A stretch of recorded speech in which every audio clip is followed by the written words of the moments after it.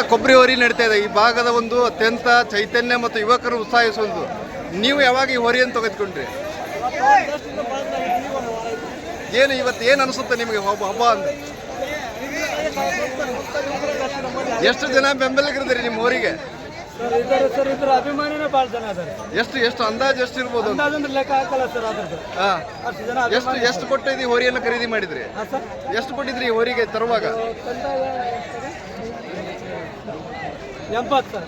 ಏನು ಎಲ್ಲಾದ್ರೂ ಬಹುಮಾನ ಇವನ್ನೇನಾದ್ರೂ ತಗೊಂಡಿದ್ಯಾ? ಹೇಗೆ ಅನ್ಸುತ್ತೆ ಈಗ ಈ ಸರಿ ಅದ್ರ ಮೇಲೆ ನಿಮ್ಗೆ? 160 ಸರ್.